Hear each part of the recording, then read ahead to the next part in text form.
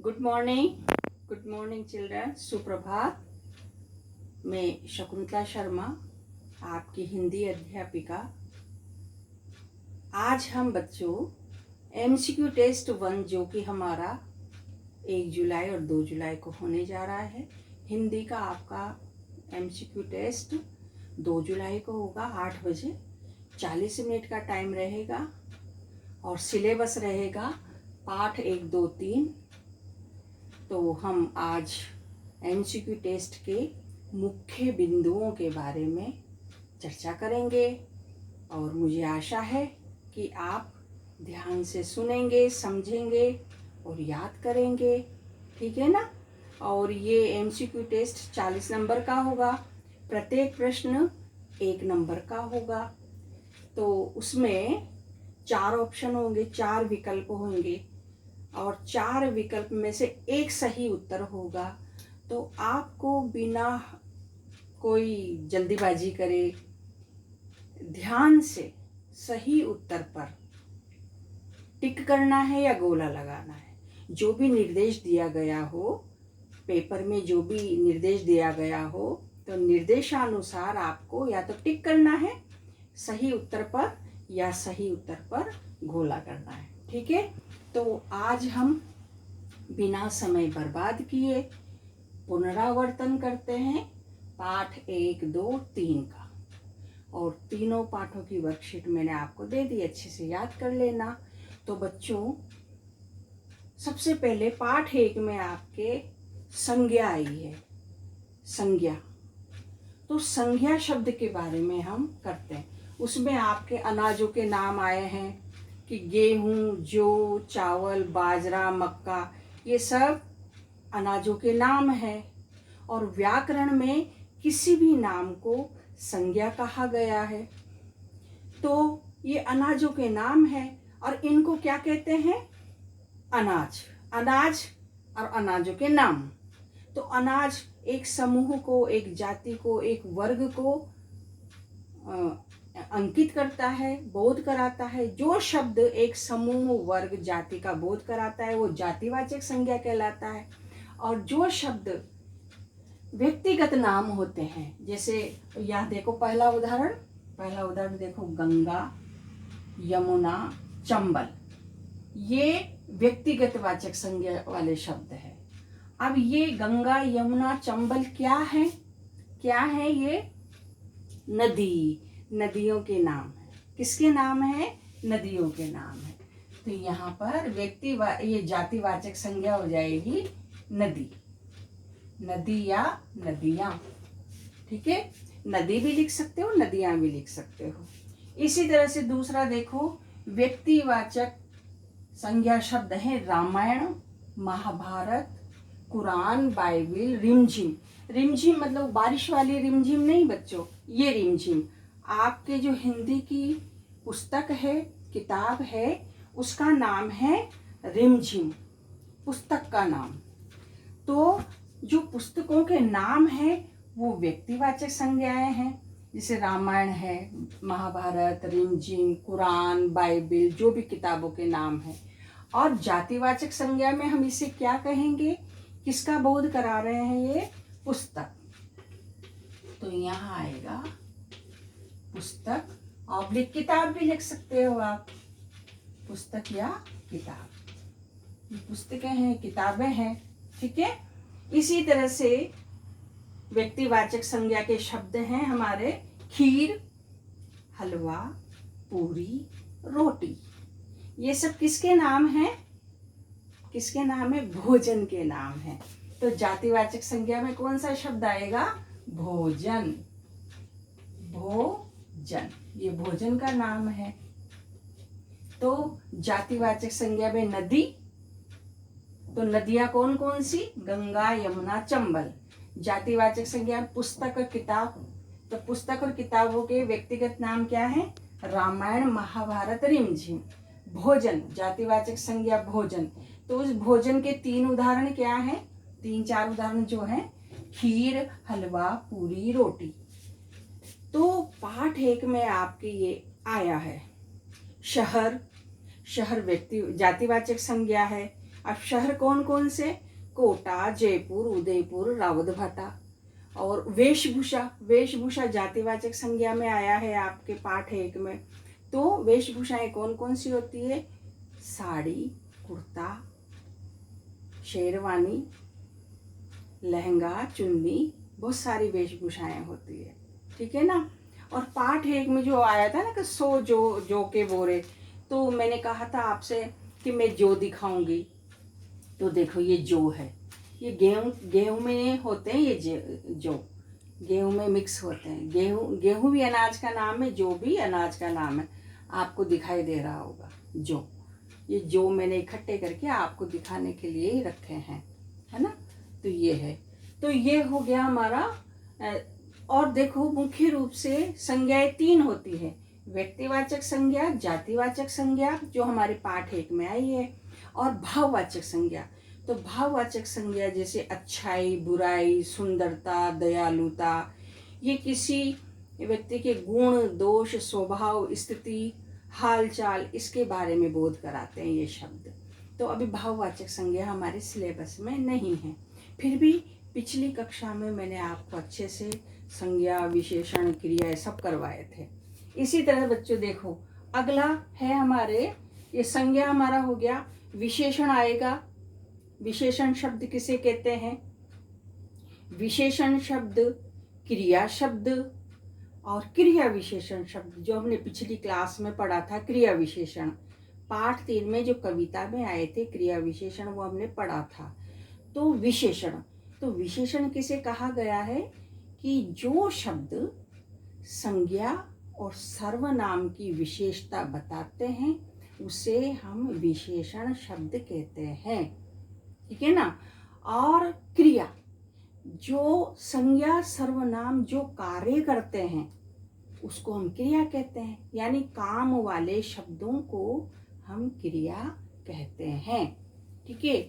और क्रिया विशेषण, तो क्रिया विशेषण, क्रिया कैसे की जा रही है, काम कैसे हो रहा है, वो शब्द कि भाई काम, जैसे कोई दौड़ रहा है तो वो धीरे धीरे दौड़ रहा है या तेज तेज दौड़ रहा है, कैसे दौड़ रहा है। तो क्रिया की विशेषता बताने वाले शब्दों को हम क्रिया विशेषण कहते हैं। तो इसी तरह से देखो यहाँ पर ये लाइन देखो, ये पाठ 3 में कविता की पंक्ति है। छोटी सी मोटर गाड़ी है सर सर सर चलने वाली। इस पंक्ति को आप ध्यान से देखना। अब यहाँ एक छोटी सी और मोटर गाड़ी, तो मोटर गाड़ी क्या है? संज्ञा शब्द, ये किसी खिलौने का नाम है मोटर गाड़ी, है ना, चीज का नाम है कि, तो मोटर गाड़ी हो गई संज्ञा। ध्यान से देखना, मोटर गाड़ी संज्ञा। अब ये मोटर गाड़ी कैसी है? छोटी सी है, तो संज्ञा की विशेषता बताने वाले को कहेंगे हम विशेषण। तो ये हो गया हमारा विशेषण, विशेषण शब्द हो गया, ठीक है। संज्ञा की विशेषता बताने वाले को विशेषण कहते हैं। अब है ये मोटर गाड़ी, ये जो छोटी सी मोटर गाड़ी है ये क्या कार्य कर रही है, क्या काम कर रही है? चलने का, तो चलने वाली, तो ये हो गया क्रिया, ये क्रिया हो गया, क्रिया शब्द हो गया। आया समझ में? अब ये क्रिया कैसे हो रही है, किस तरह से हो रही है? Sir sir sir, sir sir sir चल रही है। सर सर सर का मतलब सरपट दौड़े जा रही है। सरपट का मतलब बिना किसी रुकावट के, बिना किसी ब्रेक के चल रही है वो मोटर गाड़ी। तो ये क्रिया की विशेषता बता रहा है, इसलिए ये क्रिया विशेषण कहलाएगा। क्रिया विशेषण, ठीक है, क्रिया विशेषण है ये। तो आपको समझ में आया कि मोटर गाड़ी संज्ञा है। अब वो मोटर गाड़ी कैसी है? छोटी सी है, इसलिए संज्ञा की सर्वनाम की विशेषता बताने वाले को विशेषण कहते हैं। और चलने वाली, वो चल रही है तो क्रिया कर रही है चलने की। अब वो क्रिया कैसे कर रही है? सर सर सर कर रही है, यानी क्रिया की विशेषता बताने वाले को हम क्रिया विशेषण कहेंगे। तो आया यहाँ तक समझ में। इसी का एक और उदाहरण, जैसे जोर जोर वह रहा पुकार, नए खिलौने ले लो भैया, जोर जोर वह रहा पुकार। यानी वह कौन? खिलौने वाला।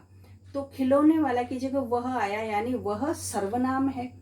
तो वह जोर जोर से पुकार रहा है, खिलौने वाला। तो वह क्या क्रिया कर रहा है? पुकारने की। पुकारना मतलब आवाज लगाना। अब वो आवाज किस तरह लगाई जा रही है? जोर जोर से। तो जोर जोर क्या हो गया? क्रिया विशेषण। पुकार क्या हो गया? क्रिया। क्रिया कैसे की जा रही है? जोर जोर से। और वह सर्वनाम है। इसी तरह कविता में और भी आया है कि चाबी भर देने से भक भक चलती, चाबी भर देने से भक भक करती चलने वाली रेल।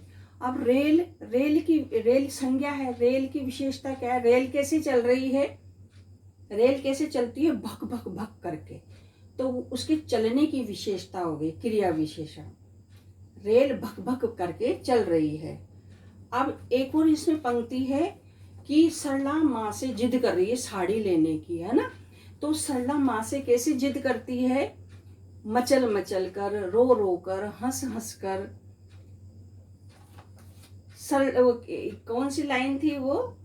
मचल मचल सरला कहती है माँ से लेने को साड़ी। मचल मचल सरला कहती है। तो सरला संज्ञा शब्द हो गया।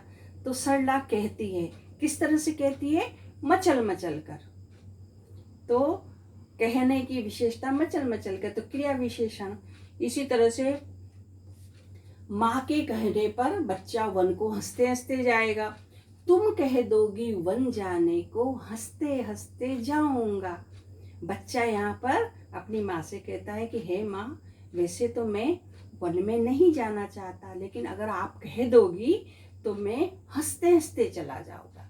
तो बच्चा जो माँ की आज्ञा का पालन करेगा, वो कैसे करेगा? हंसते हंसते करेगा। ठीक है ना। इसी तरह राम भी तो 14 वर्षों के लिए वनवास चले गए थे। तो आपके पाठ 3 में से कविता की पंक्तियां पूरी करो आएगा, और इस तरह ये विशेषण शब्द आएगा, क्रिया आएगा, क्रिया विशेषण यदि आए तो आप इनको अच्छे से याद कर लेना। ठीक है।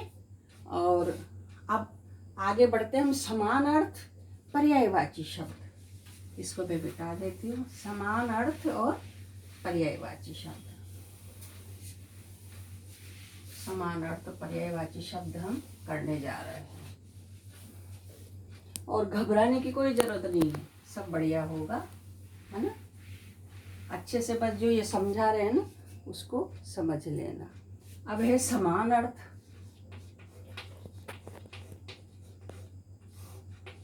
समान अर्थ आएंगे, समान अर्थ और पर्यायवाची शब्द।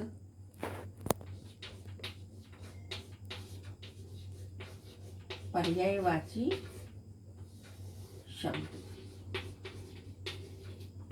तो बच्चों समान अर्थ में तो एक ही अर्थ से काम चल जाता है कि समान अर्थ लिखो, इसका मतलब क्या है, इस शब्द का अर्थ क्या है।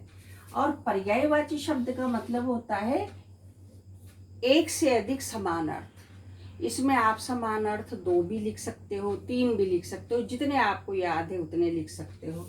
तो समान अर्थ में मतलब मान लो जैसे चांपाकल है, चांपाकल याद कर लेना ये, है ना। और बोरसी है, आपके पाठ 1 में आया है ना, चांपाकल, बोरसी, इनको अच्छे से याद कर ले। यज्ञ, समान अर्थ में यज्ञ है। यज्ञ को क्या कहते हैं? यज्ञ हवन, हवन कहते हैं यज्ञ को। ठीक है। चापाकल मतलब हैंडपंप, चापाकल मतलब हैंडपंप, और यज्ञ मतलब हवन। बोरसी मतलब अंगीठी, अंगीठी, और चापाकल बराबर हैंडपंप। और भी याद गया असुर, असुर मतलब दानव।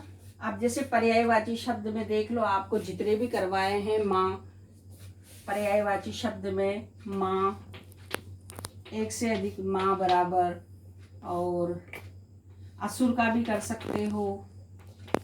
असुर, असुर का मतलब दानव, दैत्य, राक्षस,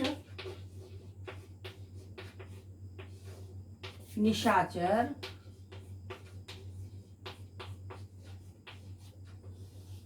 और माँ का तो आपको याद ही है, अम्मा, माता, अम्बा, जननी।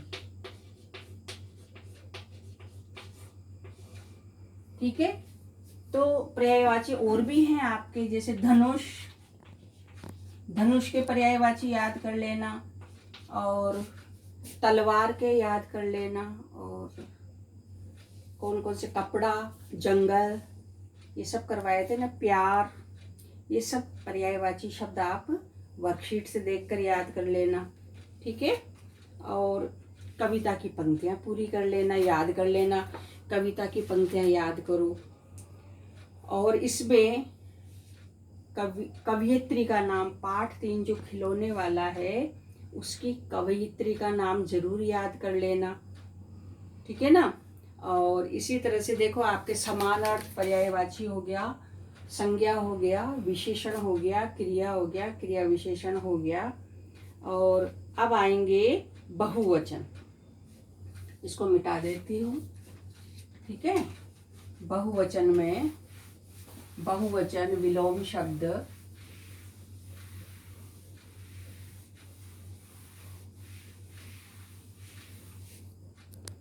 बहुवचन, बहुवचन, एक वचन और बहुवचन।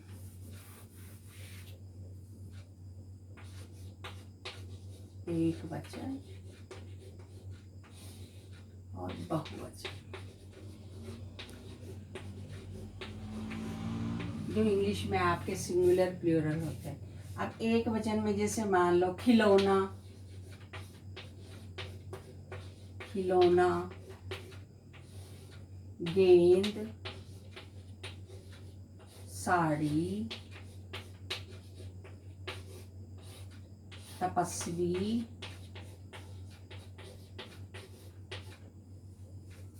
ये है पैसा।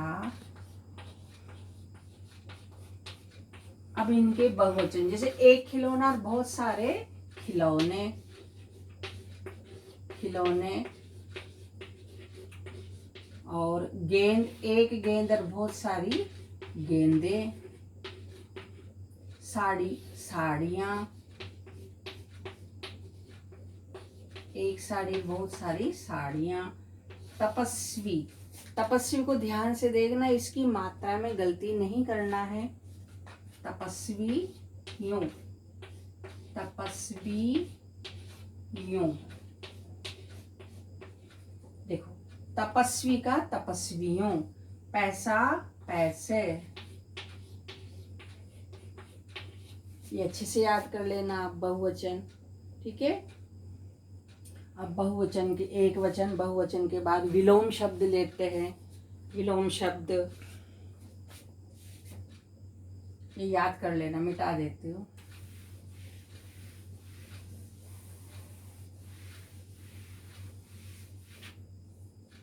विलोम शब्द का मतलब होता है उल्टे अर्थ वाले शब्द। विलोम शब्द आएगा, विलोम शब्द लिखो। विलोम शब्द का मतलब उल्टे अर्थ वाले शब्द। तो इसमें जैसे पाठ एक में है ना, बेचना, खरीदना, बेचना, और मारना, इसमें है मारना मत। और पाठ 1 और 3 में आए हैं ये संभव, संभव,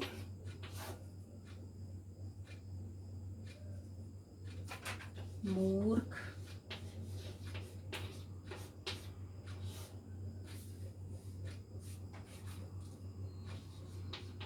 सुबह। ठीक है, तो विलोम शब्द यानी उल्टे अर्थ वाले शब्द। बेचना, किसी भी चीज को हम बेचते हैं तो बेचना का होगा खरीदना, खरीदना। मारना, बचाना, मारना इसका उल्टा हुआ बचाना। संभव, संभव का असंभव, असंभव, असंभव। मूर्ख, मूर्ख का बुद्धिमान, मूर्ख का होगा बुद्धिमान। और सुबह का शाम।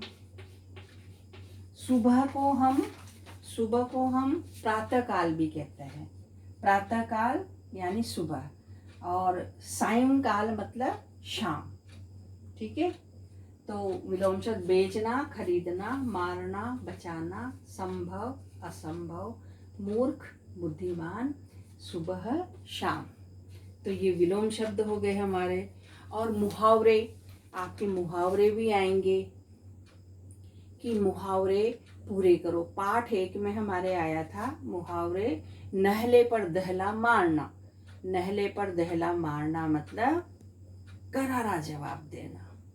इसमें वाक्य बनाना नहीं आएगा, वाक्य प्रयोग करना नहीं आएगा, क्योंकि ऑब्जेक्टिव क्वेश्चन होंगे ना आपके, ऑप्शन वाले 4 उत्तर होंगे, जिसमें से एक सही उत्तर पर आपको निर्देशानुसार टिक करना है या गोला करना है।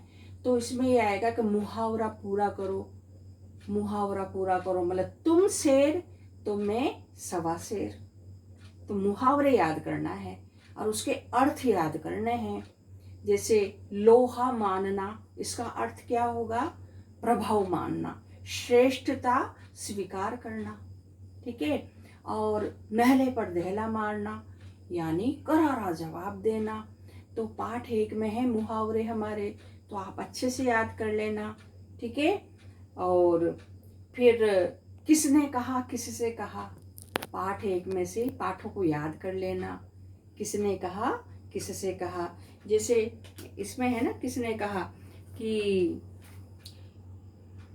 तुम इन्हें लेकर शहर जाओ, यानी 100 भेड़े देते हुए कहते हैं कि तुम इन्हें लेकर शहर जाओ, लेकिन इन्हें मारना या बेचना नहीं, इन्हें वापस लाना है और 100 जौ के बोरों के साथ लाना है।